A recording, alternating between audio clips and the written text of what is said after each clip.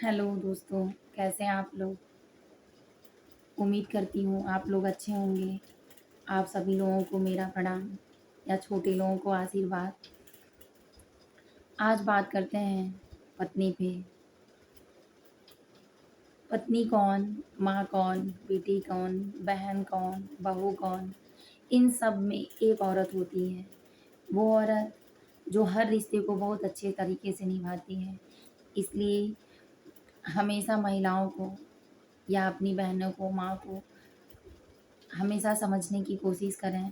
थोड़ा-सा वो सबके प्रति सोचती हैं, इसलिए थोड़ा उनके दिमाग का अनुभव कम लगने लगता है सबको।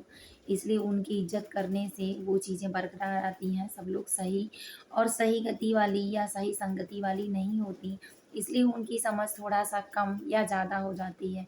पर सबके रंग और साहस, अंदर के आत्मविश्वास वही होते हैं, जो कभी अपने पति और बच्चों और अपने परिवार का बुरा नहीं चाहती।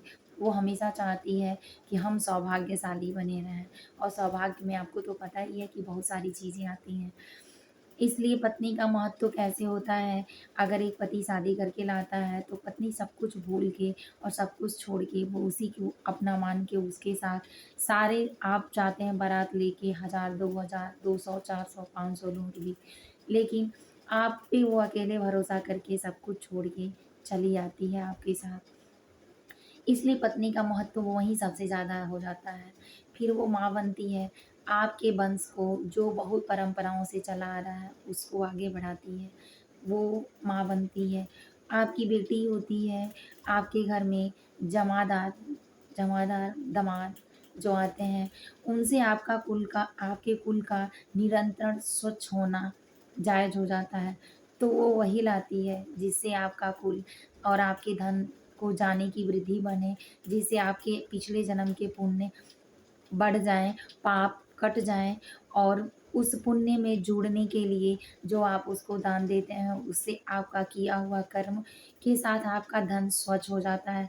क्योंकि दान देने से धन हमेशा पवित्र होता है, व्रत रहने से हमारी आत्मा पवित्र होती है और हमको शारीरिक सुख, मानसिक सुख, शांति और सारी सुविधाएँ उपलब्ध होती हैं।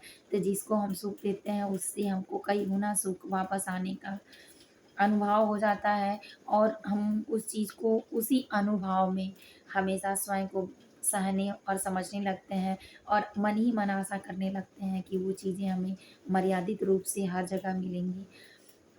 इसलिए पत्नी का विशेष महत्व होता है शास्त्र के अनुरूप, माँ के अनुरूप, पत्नी के अनुरूप और सारी चीज़ों को तो आप जानते ही हैं। हर चीज़ में औरतों का ही निर्माण बताया गया है, यहाँ तक कि पृथ्वी के निर्माण में हो या भविष्य के निर्माण में हो या देवी-देवताओं के साथ हो, सब जगह माता अनसुईया ने भी दिया था, रानी लक्ष्मीबाई भी पैदा हुईं और प्रेम में मीराबाई और राधा रानी भी पैदा हुईं।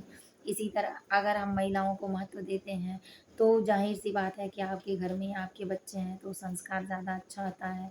आपकी बहू आएँगी, बच्चे अच्छे रहेंगे, तो वो भी संस्कारी होंगे क्योंकि आप अगर एक अच्छी महिला होंगी, तो उसको भी समझेंगी क्योंकि कोई बड़ा हो चाहे छोटा हो, महत्व सबका होता है, चाहे वो अपनी जगह छोटे से चीज़ों में रहता हो या बड़ी-सी चीज़ों में रहता हो।